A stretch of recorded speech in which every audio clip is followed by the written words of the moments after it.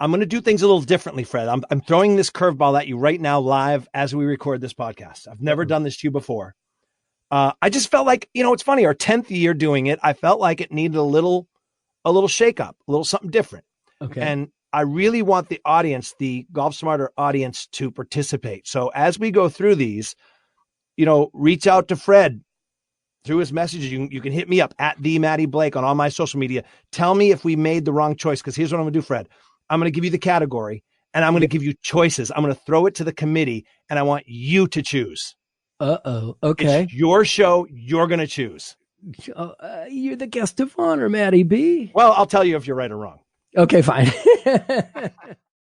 Teeing up our 15th year. This is Golf Smarter number 722. Brought to you by CryoFreeze Pain Relief Roll-On. If you're looking to relieve your muscle and joint pain within 15 minutes and need a natural yet powerful solution that is tested and works, try CryoFreeze Pain Relief Roll-On. Go to omaxhealth.com. That's OMAX health.com and enter code GolfSmarter to get 20% off CryoFreeze and site-wide. Don't let muscle soreness continue to be another excuse why you're not playing well. Go to omaxhealth.com and feel relief faster. It's the annual PGA Tour MattyB Awards with the goofball that lost his golf ball, Matty Blake. This is Golf Smarter, sharing stories, tips, and insights from great golf minds to help you lower your score and raise your golf IQ. Here's your host, Fred Green.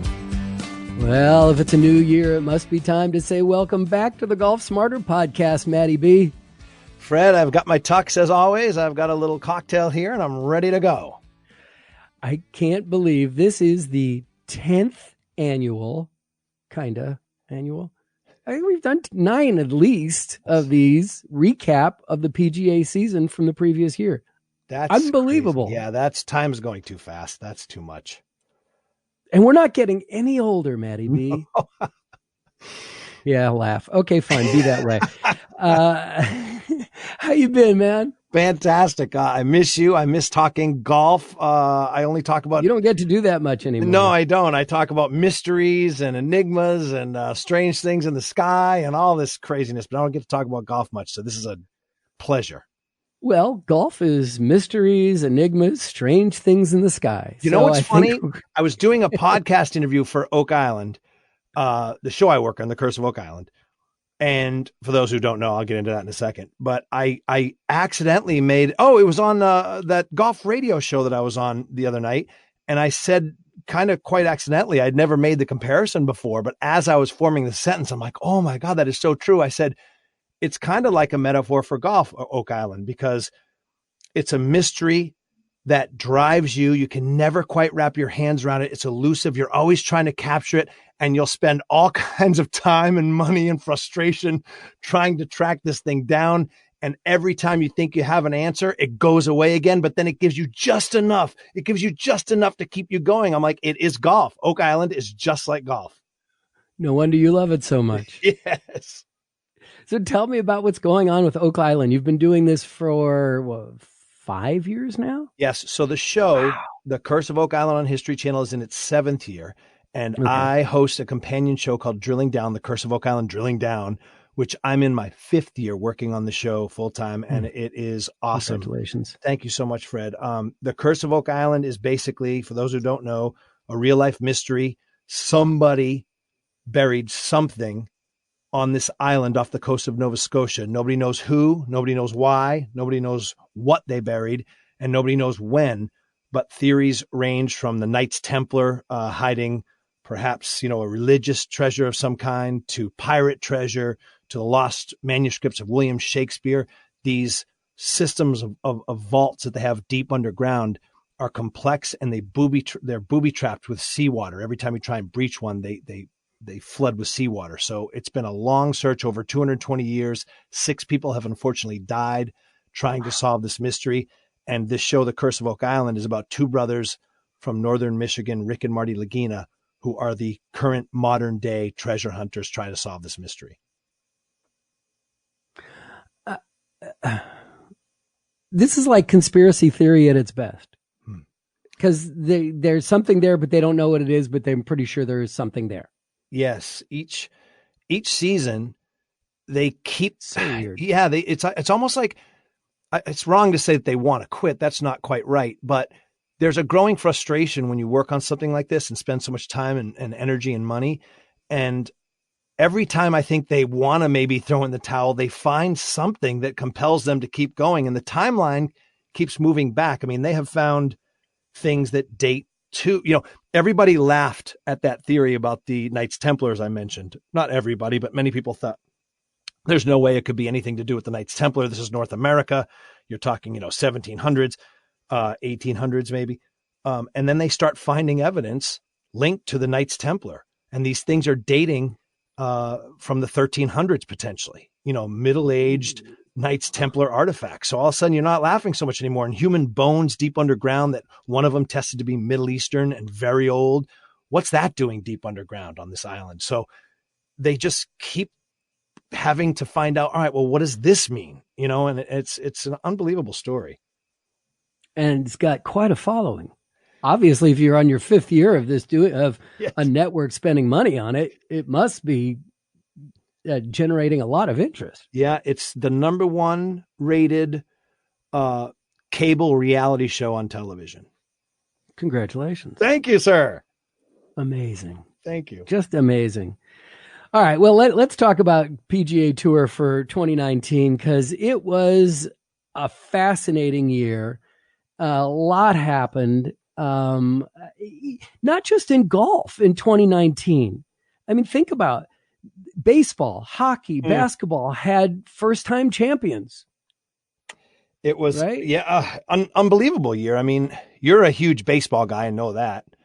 What did you think about the baseball season this year? Again,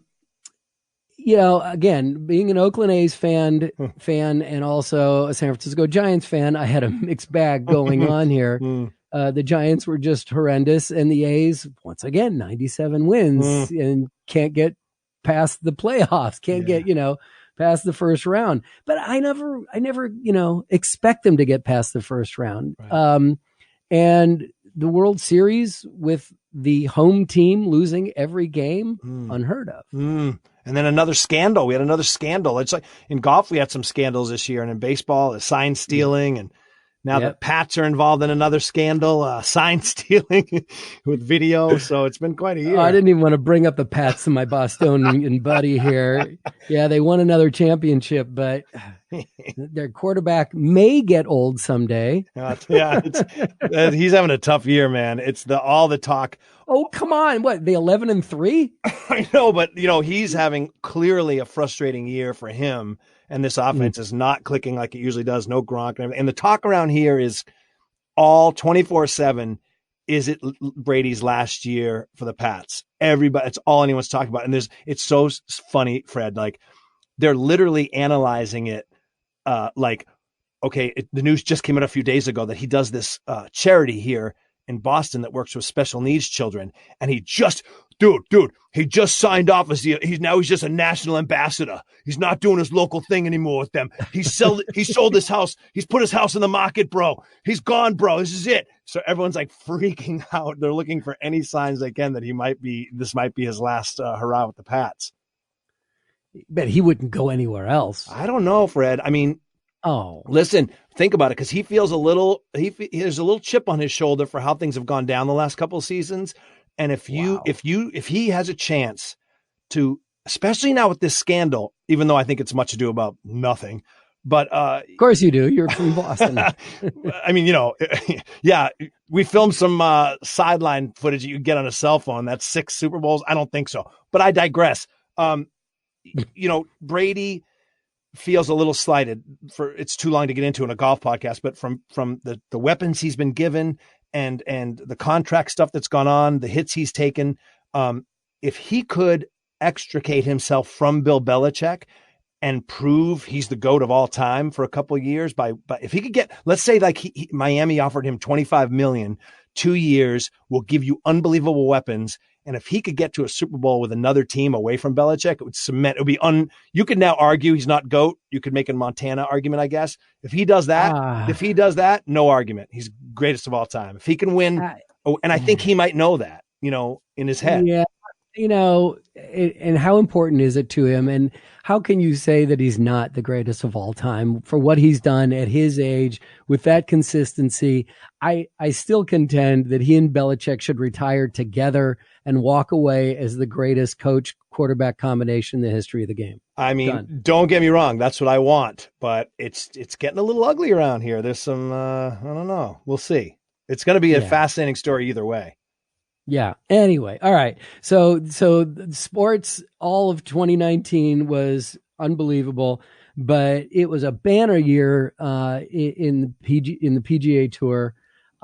So much fun, so much excitement, so much to talk about. Shortened season, changed the way they seasoned it. So it just kind of made things. I liked it. I liked moving up the PGA Championship to make them 4 consecutive months and then their championship, and then you go on to other sports. How do you feel about it? I really agree. I loved having the majors kind of laid out that way. Before, it seemed like, you'd get one and then wait forever and then get 2 really close together and wait forever. It just kind of felt weird.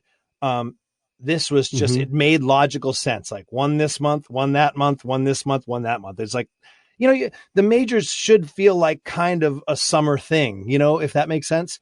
Obviously it bleeds in and out of summer a little bit with the spring of the Masters, but it just felt more concise and natural. Yeah. I loved it. Yeah. And the Masters is really the announcement. Hey, it's springtime and we get to go out and play golf again. It really, I even see it in the audience for Golf Smarter over the year. Yeah. That, November, things just get quiet. And then as soon as the Masters happen, boom, the audience just spikes. Yeah. And stays that way all summer long. Yeah. I mean, the casual golf fan, like unlike you and I, and even the people I play with at my club here in Rhode Island, we're like the hardcore fans and the hardcore players. Like we play all the time. We just played the other day here. It was freezing.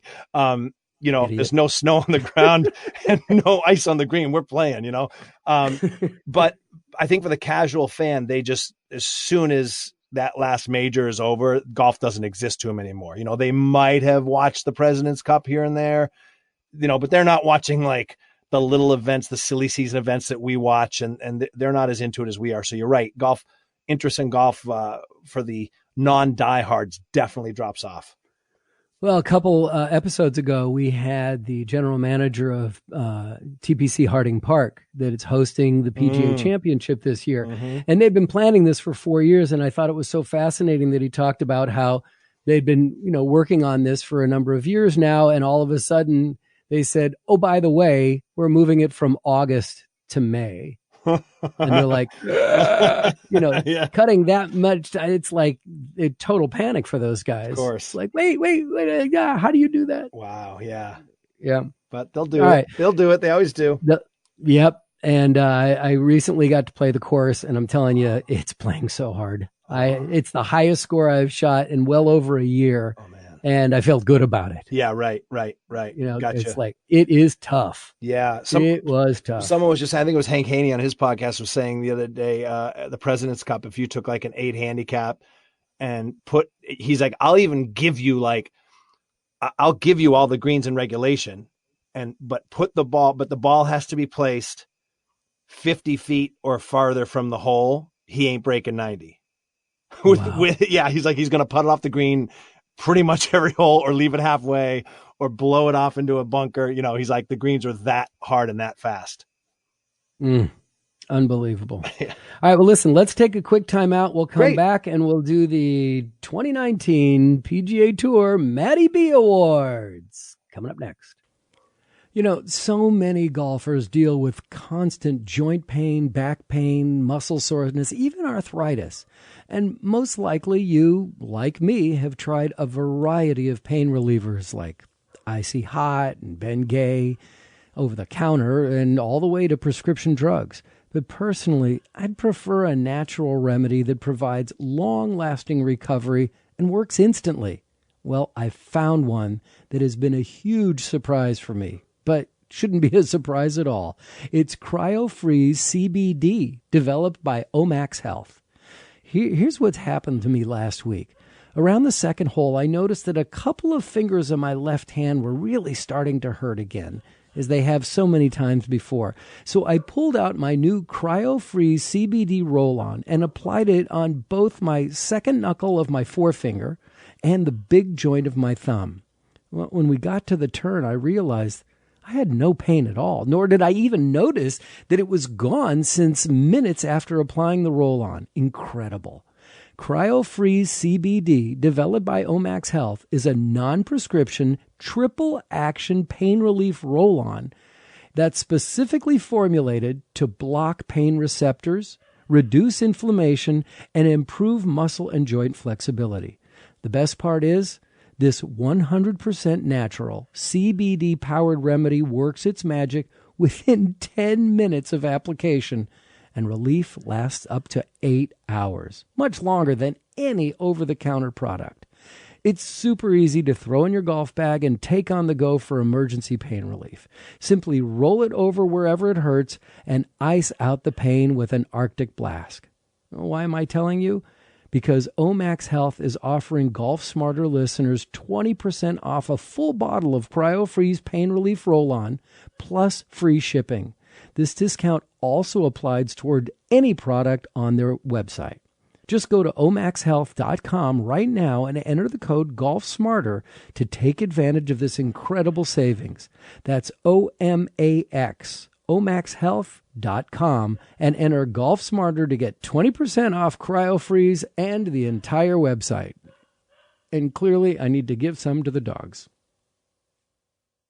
Okay, it's time for the 10th annual MattyB Awards on the Golf Smarter podcast, skewering and reviewing the 2019 PGA Tour season. MattyB, what do we got? It's such an honor, Fred. I'm so excited. You got your tux, right? You got the tux on?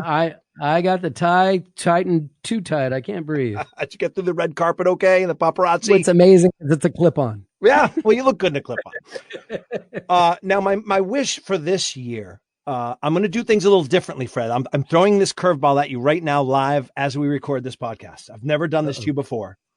I just felt like, it's funny, our 10th year doing it, I felt like it needed a little shake-up, a little something different. And I really want the audience, the Golf Smarter audience, to participate. So as we go through these, reach out to Fred through his messages. You can hit me up at the Matty Blake on all my social media. Tell me if we made the wrong choice, because here's what I'm going to do, Fred. I'm going to give you the category, and I'm going to give you choices. I'm going to throw it to the committee, and I want you to choose. It's your show. You're going to choose. You're the guest of honor, MattyB. Well, I'll tell you if you're right or wrong. Okay, fine. All right. Yeah. And you can, social media, I'm at Golf Smarter. So we can do that. Instagram and Twitter, Facebook, we're there. So yeah, I'd love to get the feedback from the audience. And just as long as you don't go, would you shut that guy up? I think I've had enough. They'll say that anyway. Yeah, I know. Haters going to hate. Send him back to Oak Island. Yeah. All right, here we go. Category number one. Number one. The Matty, we'll start bad and work our way up to the positive. The Matty for ugliest moment of the year. Was it A, Patrick Reed's cheating scandal? B, Matt Kuchar's tipping scandal? C, Sergio Garcia's tantrums? Or D, Bryson DeChambeau's 2 minutes on a 2-footer? Fred, who gets the Matty for ugliest moment of the year? Patrick Reed, Matt Kuchar, Sergio Garcia, or Bryson DeChambeau? Well, Sergio had a couple of bad moments. Correct.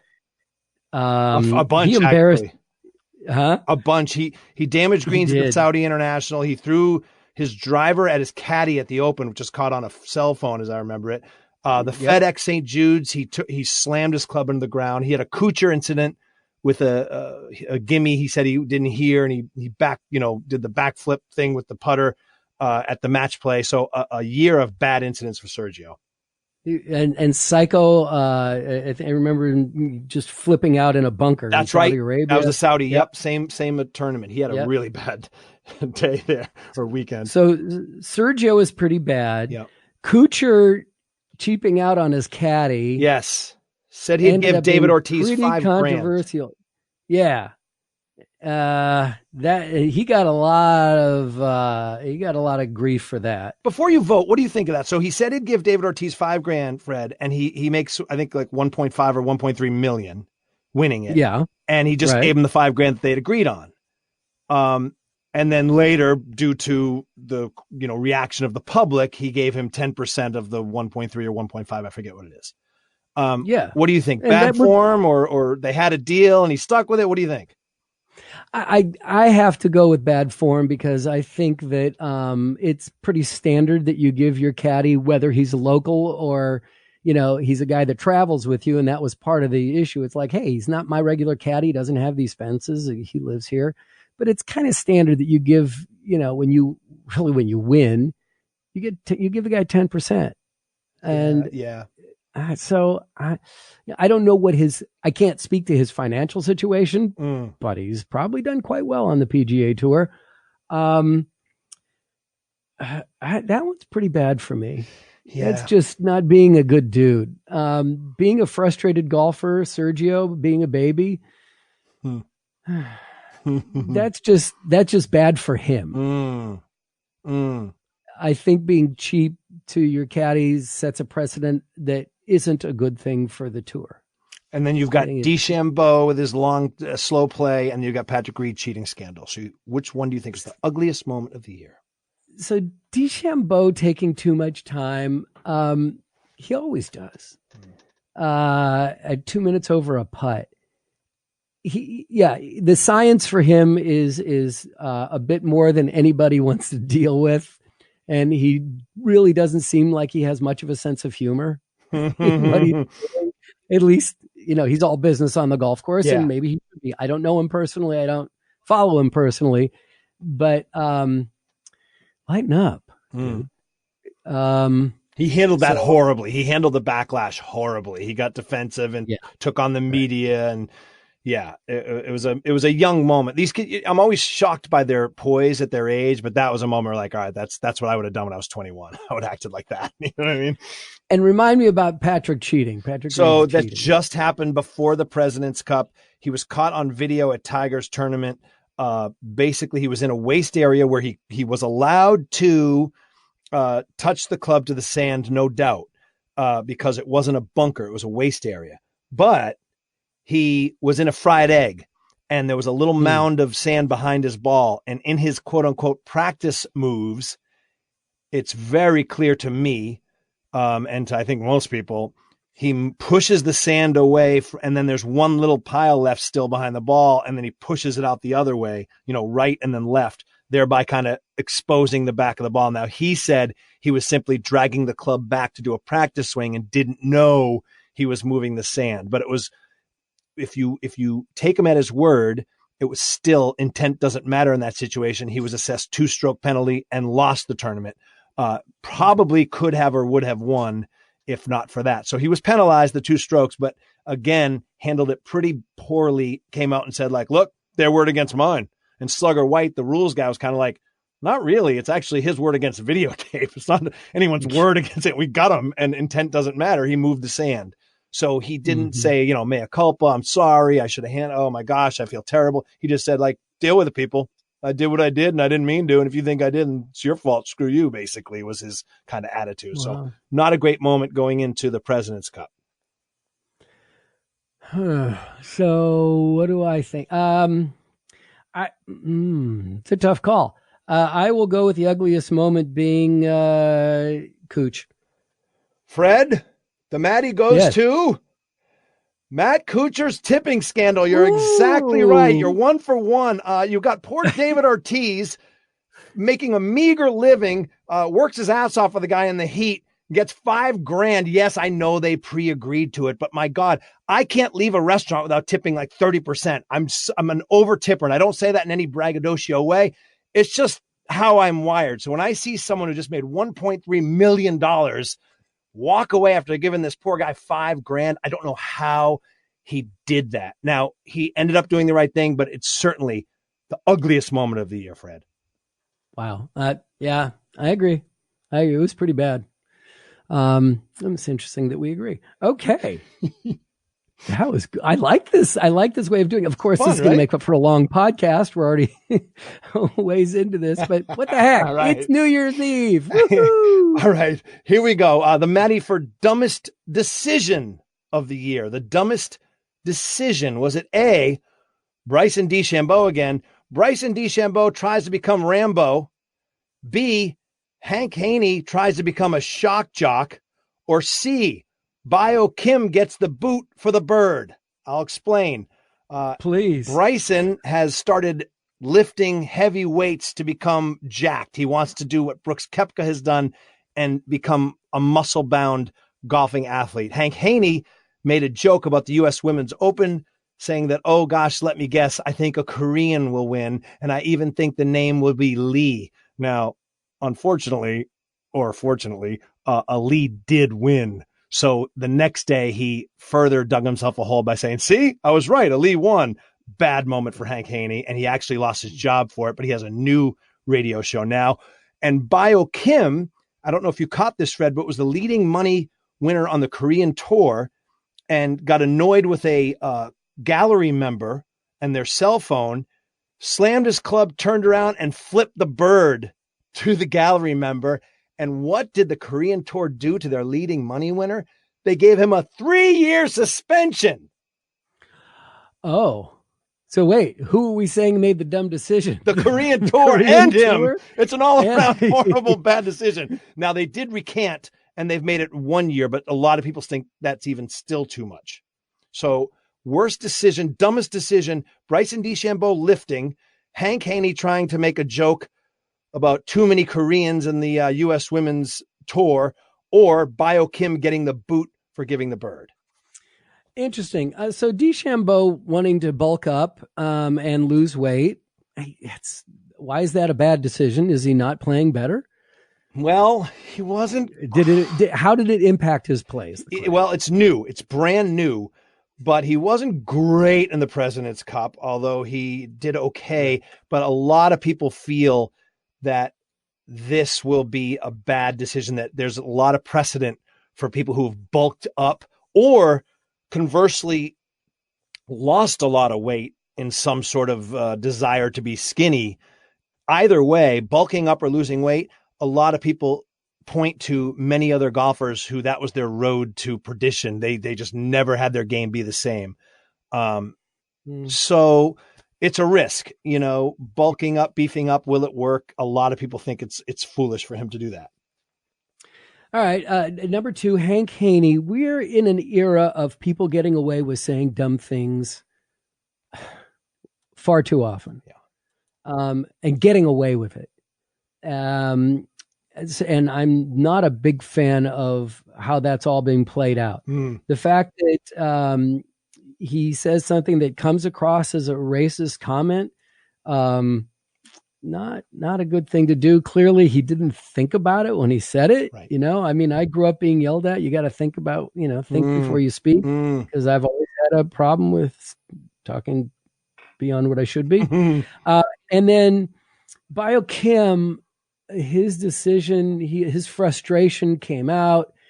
You're supposed to understand where you are when you're playing on a national tour and you're being watched not only by fans, but by phones and cameras everywhere.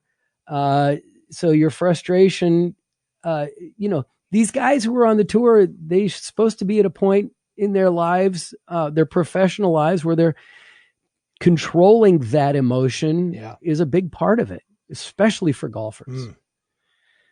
So that was a reaction, not a decision. Hank Haney was, I don't know if that was a reaction or a thought process. DeChambeau making the decision to do this, that I see as a decision, but I don't think that's so dumb. Interesting. So I'm going to vote for Bio Kim and the tour. Fred? Yes. You are 2 for 2 in Matty's. Oh my God. Unbelievable. Yes, of course it's Bio Kim because it's a double whammy. Yes, he made a bad decision, but look, who hasn't flashed a double barrel middle finger here and there to someone in traffic, right? On a golf course. Right. But then you get the tour 3-year suspension.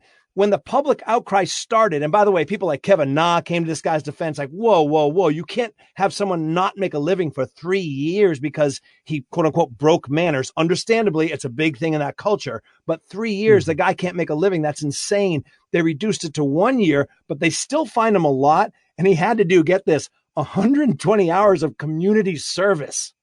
So I just think the whole thing is stupid. If anything, they just should have booted the person in the gallery and told him, gave him a slap on the wrist, said, you can't give someone the finger. Don't do it again. And it would have been forgotten. The Hank Haney thing, look, it's stupid. We live in a Twitter reactionary, politically correct culture. You got to know that you can't make a joke, even though he was trying to be funny. It would be like Bill Belichick going in and filming a side. Oh, never mind.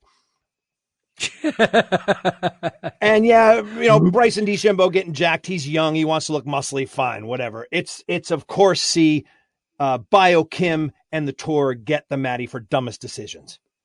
Wow.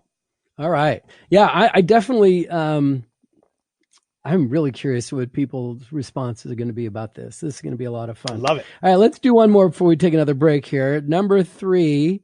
We went from the MattyB Awards. This is fun. Dumbest decision to smartest decision of the year on the PGA Tour. Was it A, once again, tweaking the FedEx Cup playoffs to simplify them? B, having the U.S. Women's Amateur at Augusta?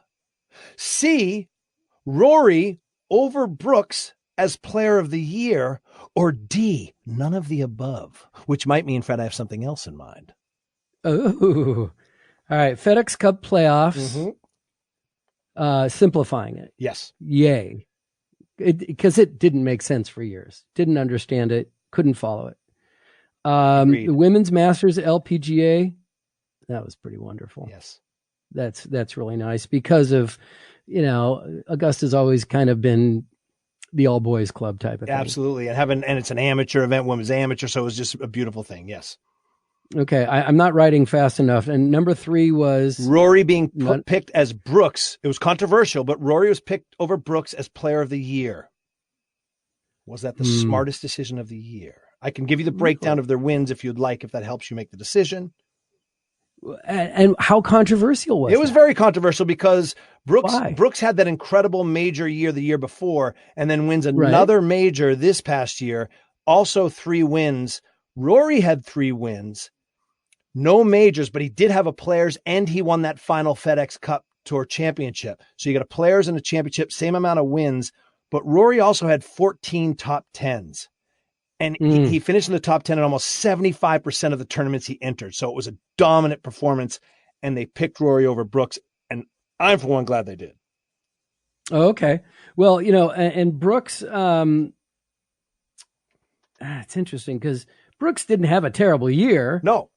If Rory wasn't in the equation, it would be a walk-away career year, a major and 3 wins. Sure. Right. And again, Rory top 10 finishes good. How many top 2 and how many victories did he have? Rory had 3 wins just like Brooks, but he had a players and the FedEx. He won the last, the last tournament. He had 2 big ones. Tour championship, 2 big ones. Yep. Yeah. So it was his first major, right? That he won? Who Brooks? No, Rory. No, he's won majors before, but just not this year. Yeah. Smartest decision. I'm curious to know where we're going with this because you said there might be more. There's a none of the above. Yeah, there's a possible none of the above.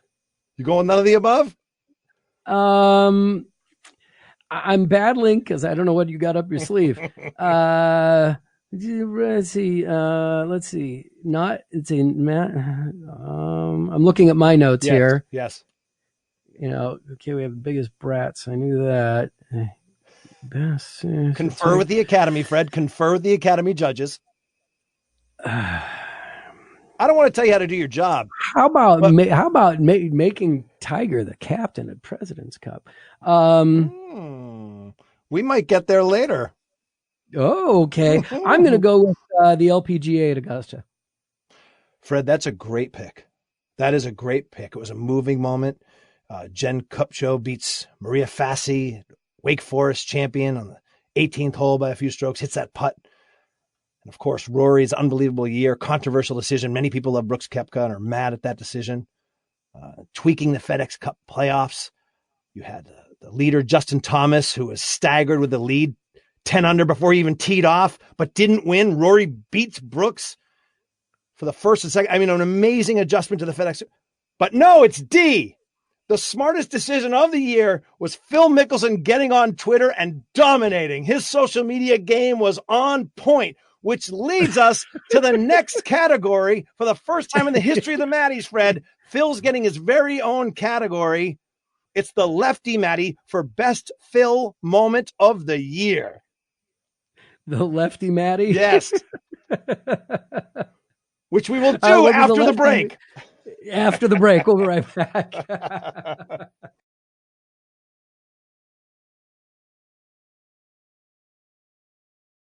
Okay, go. All right.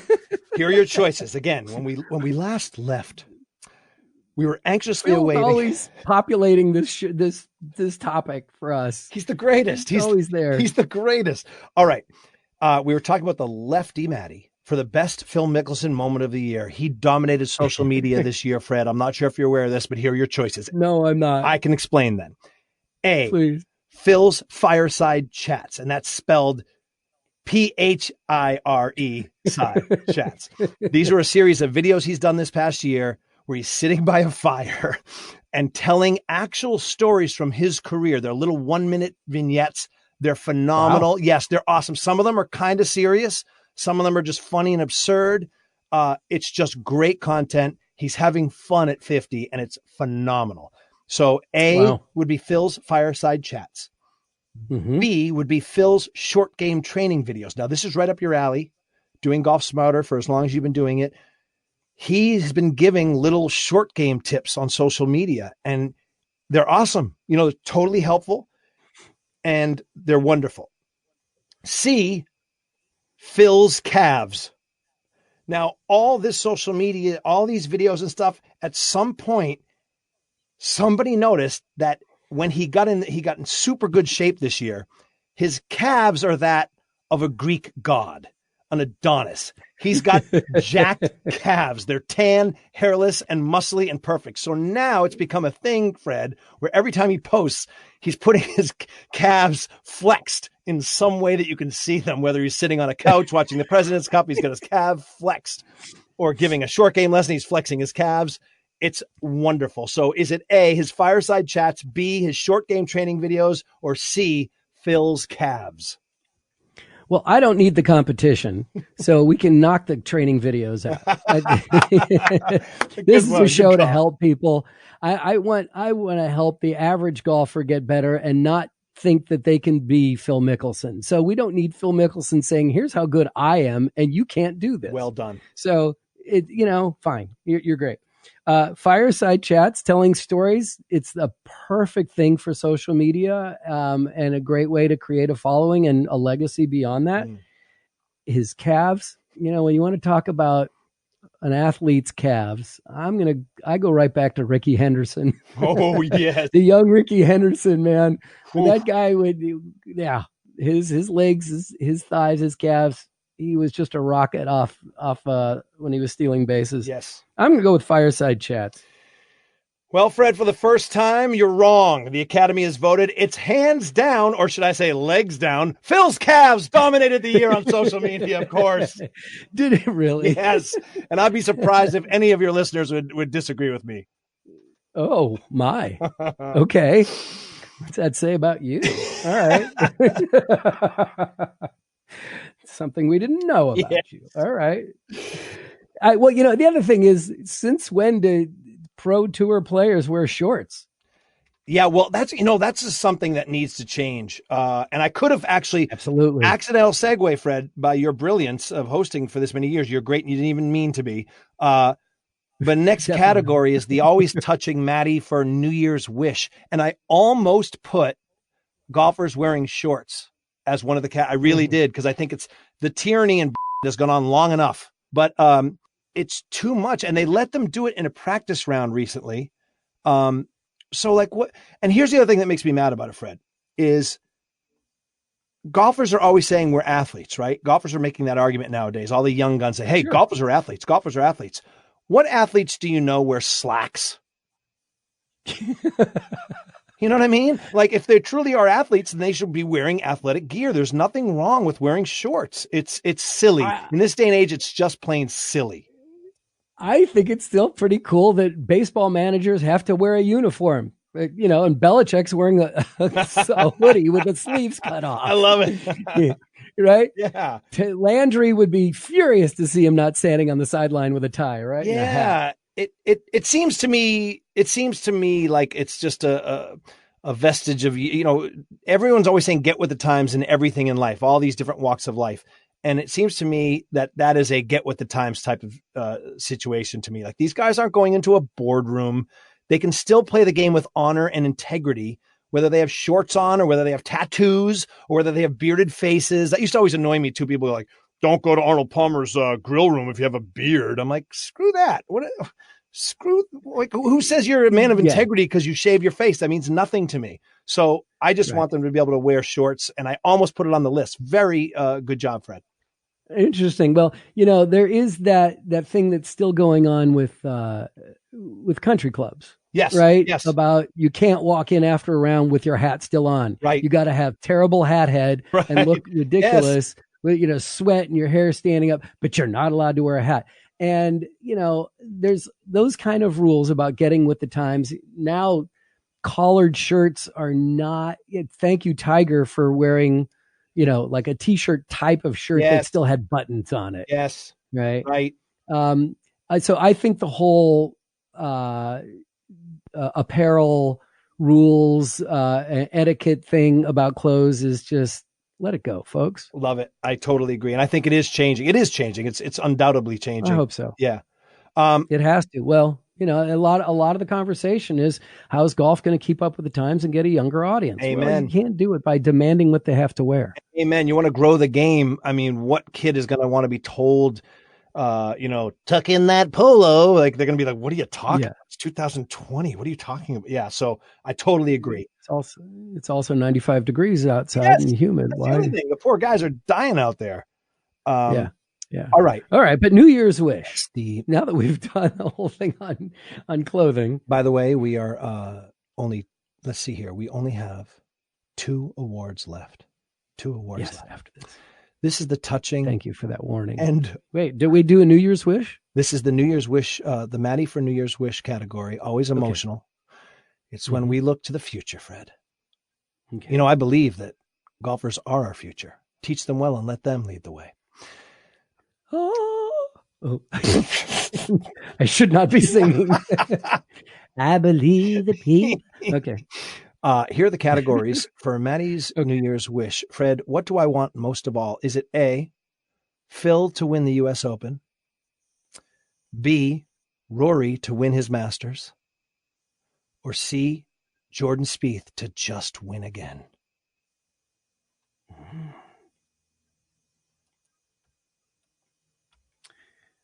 I'm going to bring it back.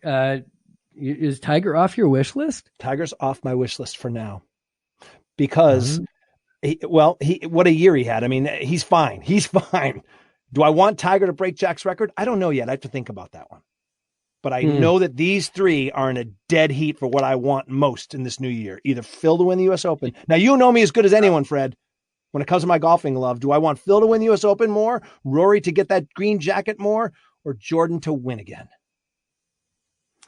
Well, the thing that was so entertaining about this year is that you had guys from, you know, the big names from the past still able to play. Yes. And you still had the young guns making a name for themselves. Jordan, boy, when he had that amazing year, was that 2 years ago? Yeah, like 14, 15, 16. Oh my God, it was incredible. Yeah. And then the next year it's like that terrible hole at the Masters where it just fell apart. And from that point on, it was awful. I'm sorry, but I think I'm over Rory. It's like, I've waited too long, and it's like, okay, you're not, like Sergio, you're not going to be the guy that we thought you were when you first came up. Interesting. That's okay. You've done well for yourself. I think that what I think you're going to vote for is Phil on the Open. And I would have selected Jordan. Wow. Well, you know what I have here written, Fred? I have here written, and then I crossed it out, D, all of the above, because I couldn't decide. But as you said that, I realized, I mean, it's almost hands down a runaway victory when I think about it. Phil winning the U.S. Open, completing the Grand Slam at, well, I guess he'd be 51 at the time, would be the story of golf, one of the great stories in sport of all time, actually. So I think it's a runaway Phil, his Cavs winning a U.S. Open, the major that's eluded him, the major that he's literally given away and have taken from him. He's won it almost a couple times, given it away, and then also played great in the final round, but ran into a freight train a couple times. So the poor guy, yep. I don't think it's going to happen. He's really been struggling with his game. He ain't getting any younger, but the wish is still there. Yeah. Well, and then it brings it right back to the neck and neck battle between Tiger and Phil. Mm-hmm. This conversation's been going on for well over a decade. Mm-hmm. At some point, golf is going to have to move on. Yeah. But there's this emotional tie to those two guys that we just want to see one more good one. It's just like our golf game. Yeah. Just give me one more good shot. Yes. Well, just one good round. I know it's there. I mean, where that stands now, that in particular, it's really actually kind of disappointing because Phil's dropped off the face of the earth in the world rankings, and Tiger Woods right now, I don't care. And anyone who watched this President's Cup will agree. I think who's got eyes and a clear head right now, Tiger Woods, full heart, clear heads can't lose. And Tiger Woods can't lose. Because right now he's the best player walking on the planet. And I don't care what the rankings are. I don't care if it's Rory followed by Dustin, followed by Brooks number one, whatever, or Brooks number one, whatever the rankings tend to be. Right now, Tiger Woods is the best player on the planet again, which I can't believe I'm saying, but he is unbelievable, Fred. He wasn't even trying at the President's Cup. He has shot shapes nobody else has. He controls his trajectory better than any other player. And his lag putting, Paul Azinger kept saying the word gift. And it was brilliant. He kept saying Tiger's true gift that he was born with, his gift that other golfers don't have, is his ability to control the speeds of his putts. His lag putting is he never blows it 5-6 feet past, and he never leaves it halfway to the hole. His speed is impeccable, and that hasn't gone away. And with his iron play and the way he controls his trajectory and his attitude right now, he's the best player on the planet. Isn't that amazing? It's amazing. He was barely alive a year and a half ago. I mean, we were worried about him dying. He's in that arrest video where he couldn't even stand up. And now he's the best player in the world again. And the intimidation factor is returned. I mean, yes. People, he's an old guy. No. It's still Tiger, man. And when he walks on the course, the other player's like, oh. Well, did you know about the Abraham Answer thing at the President's Cup? No. This young kid, Abe Answer, for the world team, Abraham Answer, said, I would like to play Tiger Woods on the final day of individual play. And so he got paired up with Tiger Woods, and Tiger thrashed him. And in the post-game presser, Tiger Woods was asked, were you aware of Abraham Answers? He said, yes, I was aware. Next question. He asked for it. He got it. And so Abraham Answer, to his credit, when asked about it, said, listen, I was answering the question in Spanish. I did not say it in a cocky way. I just said, boy, I would love the chance to play Tiger Woods. And I'm sure he meant that. I'm sure he knows I didn't mean it in a cocky way. I just meant it would be a great opportunity for me. I'd become a better player playing it. I'm sure that's true. But all Tiger knew, and this is the key point of the story, was he heard that this kid, Abraham Answer, wanted him. And that's all Tiger knew. And Tiger was old Tiger, man. He just rolled right over him, and he couldn't wait to say in the press conference he wanted it. He got it. Wow. Awesome. Okay. Yeah. Yeah, I can see where you were on this one, but I think that I'd like to see Jordan get back on track. I do love Jordan Spieth. He's the one I root for, week to week. Phil's more of kind of a fun, He's an older guy, but we're a Jordan Spieth household here. Phil's a lawn gnome.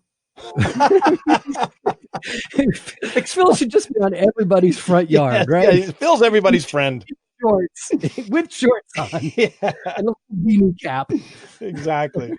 All right, number 6. All right, 2 more, Fred, and that's it. We're in the home stretch. Oh, well, wait a minute. Yes. Let's take another break. Okay, great.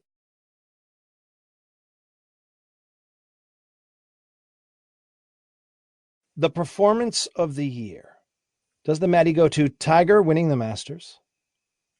Does the Matty go to Tiger winning the President's Cup as a player captain? Or neither of the above? Because I might have something else in mind. Yes, you might. Tiger winning the Masters, Tiger winning the President's Cup as a player, or Tiger winning the President's Cup as captain? Or none of the above? Performance of the year. It's an all Tiger category. Yeah. I don't know anybody, whether they were a golf fan or not, that was emotionally captured by Tiger winning the Masters. I think that it was, I talked to people who said I was actually crying when he made it. And when he finally won, it brought me to tears. Wow. And it was the honest emotion that came through it. Whether you hated what Tiger did off the course, what you watched and sympathized for what he was doing professionally on the course, if you can separate those things, which I think is a fair thing to do, to separate the man from the golfer when we're talking about golf prowess and what he's accomplished in his years. I think that him winning the Masters was such an amazing way to kick off the season, and really was a way to make the season start great, and it just kept getting better. Well said. Thank you. Yes. Well said. I just made it up. That's really good. Yeah. So what are your feelings, my friend? Well, we've got Tiger winning the Masters, Tiger winning the President's Cup as a player, or Tiger winning the President's Cup as a captain. Fred, the award goes to, if you're ready, drum roll, please. I'm sorry, that's a purr. That was a kitty purr. I'll put the drum roll in. Okay. The award, the Matty goes to, for performance of the year, none of the above.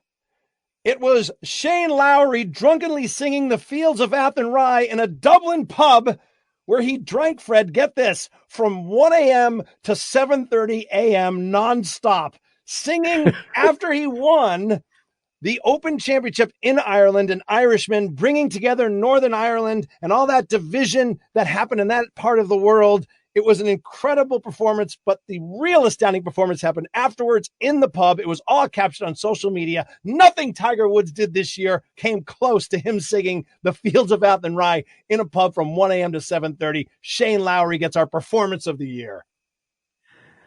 What is your cultural heritage? Low lie the fields of Athenry, where do we watch the small free birds fly? It's so lonely around the fields of Athenry, or something like that. Did this reach deep down into your cultural soul? Did this It may have touched something to your family that made it that big of a deal?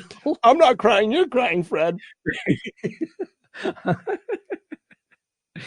Okay. It really was pretty amazing that a countryman won his Open Championship. That's very special. It was a beautiful moment. I missed the whole social media part. Oh, it was great. Look, search it after we're done. Search Shane Lowry singing in an Irish pub. You'll just love it. Well, I'm going to end off, Fred, on a very positive note, a beautiful note. Our player of the year. Player of the year. Now, once again, this could be a curveball, so be ready. Yeah. The Matty for Player of the Year, which is always the biggest award, the most prestigious award. Every year we do this. The category this year is a tough one because we've already kind of talked about some of these nominees and why they deserve Player of the Year. So it's going to be a dogfight. But again, be careful. It's the Matties. I could throw a curveball. So does Player of the Year Matty go to A, Tiger Woods, B, Rory McIlroy, C, Brooks Koepka, or D, none of the above? Because you have something else in mind? Quite possibly. Yeah, I think so.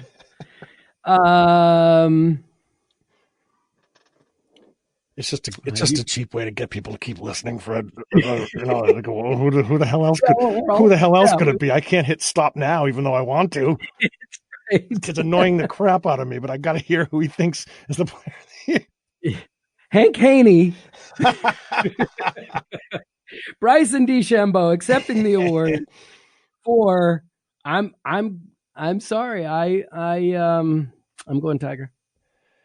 Tiger Woods seems the hands-down choice, although Rory had a great year. Brooks Koepka, number one ranked player in the world, won another major. And they are the future of the game. True. Brooks is definitely the future. Tiger and Phil are not. They are legendary, but their time is running short. True, Fred. And, in theory, you'd be right, but this is the Matties, so you're wrong. It's D, none of the above. But here's the beautiful part. Although most of my none of the above picks were funny and somewhat tongue-in-cheek, this one's quite serious, but quite beautiful. And I think it's a beautiful way to end this list and take us into 2020 because it's something that affected me personally so much watching it. And I know a lot of your audience was moved by it too. And it's even hard for me to talk about without choking up when I talk about it with people. And hopefully I'll get through it right now. But my player of the year was Gary Woodland. Because not just did he win the U.S. Open at Pebble Beach, which was incredible. Gary was part of that viral social video with that young Special Olympian. I believe her name was Amy. I can never remember her last name. I think it was Bockerstedt. Her name was Amy. She was a Special Olympian, and it was at the 16th hole. The famous 16th at the Waste Management in Phoenix, Fred? Yep. It was this moment where she got paired up with him to play that hole, and she made an unbelievable par getting up and down from the bunker. And the famous phrase she kept using as she self-talked to herself was, I got this. The I got this moment that's become viral and a worldwide sensation. And Gary handled that moment so beautifully, and he was so moved by her. And that hole, which is normally known for its, drunken excess, became this unbelievable moment in golf and in life where everybody was moved by it. And Gary and her kept up their friendship. And in fact, when he won the US Open, he credited her. And he said that he was moved by her and she was his inspiration. And he just kept saying, that is so cool. You are so cool. And they hugged. And I just think by far it was the moment of the year. About, 8 or 9 Matties ago, I guess, Fred, we talked about the moment of the year for me was the Ryder Cup when, I forget who it was. Someone was encouraging the crowd to, I think it was Bubba Watson was encouraging the crowd to, make noise. And, I got the chills in that moment. And there are these like iconic moments in golf. This one was off the charts because it crossed the line from sport to humanity. And I think it's by far the number one moment in golf this year and probably in the last 30 years. So that gets the Matty, Gary Woodland, for both his major win and for that major moment with a Special Olympian with a Fred. Okay, so he gets Player of the Year for a moment that really wasn't a golf moment. He also won a major, though, so you got to take it all. And he guided her through that par. You cynic! I am. How can you not be crying right now after that epic speech I just gave? That was like one of those speeches that they give at the actual award ceremonies, like the Oscars, when they start playing the music and bring the guy off. Like, well, Matty, my nose is running, but it has nothing to do with my tears. Oh, I defy you to watch that video. If any of you listeners have not seen that moment, I defy you to watch that video. Search Amy and Gary Woodland and Amy Special Olympics 16th hole Waste Management and watch that video, and you will be moved to tears. Unlike Fred, who's the Grinch. Well, you don't expect emotional human moments at the Waste Management. I know. I mean, they call it waste because it's really the wasted management. If I may paraphrase Clarice from the great Rudolph series, but that's what made it so grand. Clarice. Some fava bean. Wrong Clarice.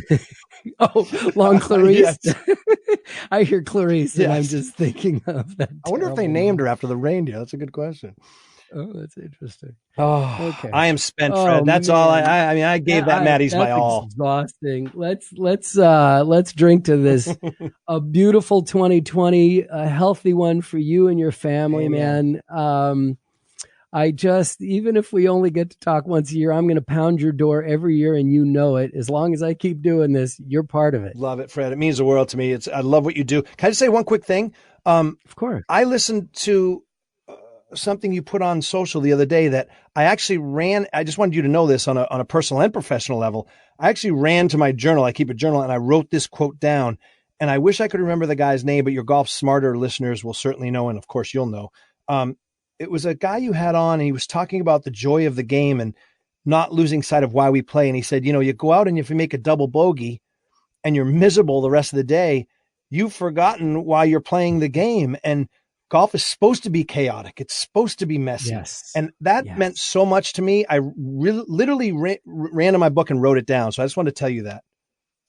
Yeah, that was just a recent episode. I think it was Carl Morris who said that. And it moved me to create Instagram with audio on That's it. what I saw. That's what I saw. Keep doing that. And I'm like, you know what? Yeah. So I've started a couple episodes back. I don't even remember when I started doing it, but it's like, let's give me a little tease before the show. Yes.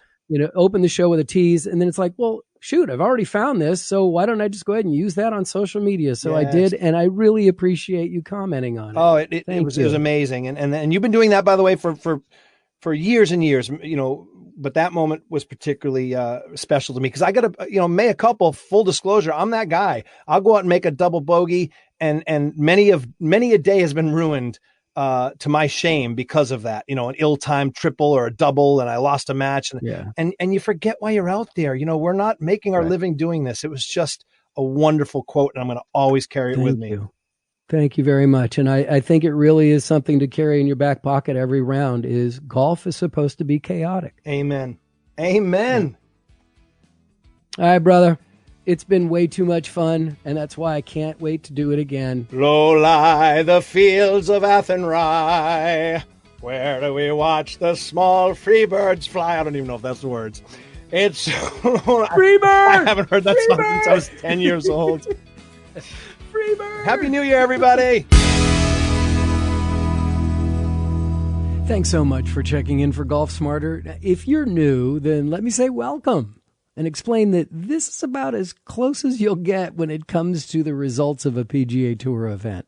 Mostly what you'll find on this podcast are ways to improve your game, news on great gear and tech that enhances your game, and incredible stories from our wonderful world of golf and the people who make them. Are you also aware that we have another podcast that gets published each Friday called Golf Smarter Mulligans? Most people, even most podcasters, aren't aware that once you exceed 300 episodes in your library, the early shows disappear from your selection. Well, since this is episode number 722, we have a lot of great content that is no longer available. And so what I did was create, because of the demand, actually, I created a new show that features only the guests who are here to lower your scores and raise your golf IQ through the mental game, putting, fitness, mechanics, and more. Golf Smarter Mulligans is brought to you by Two Guys with golfballs.com, where you'll find premium used golf balls at a fraction of the cost of new ones. And when you use Golf Smarter at checkout, you'll receive an additional 10% off every order, every time. That offer expires on April 1, 2020, so take advantage of the great savings now. And this week on Golf Smarter Mulligans, the first of a two-parter with Darren G. on the 7 principles of golf. It's a book, and it's an academy, so you might want to check that out. It's Golf Smarter Mulligans coming out this Friday. Finally, I want to remind you one more time that this episode of Golf Smarter is being brought to you by CryoFreeze Pain Relief Roll-On. If you're looking to relieve your muscle and joint pain within 15 minutes and need a natural yet powerful solution that's tested and works, try CryoFreeze Pain Relief Roll-On. This quick-absorbing, scientifically backed formula provides pain relief instantly. And if pro athletes use it, well, it must work. Remember, go to omaxhealth.com today and enter code GolfSmarter to take advantage of this incredible savings. That's omaxhealth.com, omaxhealth.com, and enter code GolfSmarter to get 20% off CryoFreeze and everything site-wide. Don't let muscle soreness continue to be an excuse for living an active lifestyle or a crappy round of golf. Go to omaxhealth.com and feel relief faster. If you've enjoyed another full year of Golf Smarter, could you please let other podcast listeners know about us with a review from wherever you find your favorite podcasts? Here's to a happy, healthy, and 3-putt-free new year. If you have any questions, feedback, or suggestions, follow @GolfSmarter on Twitter or Instagram, read our content on LinkedIn, or just click on the Hey Fred button at golfsmarter.com.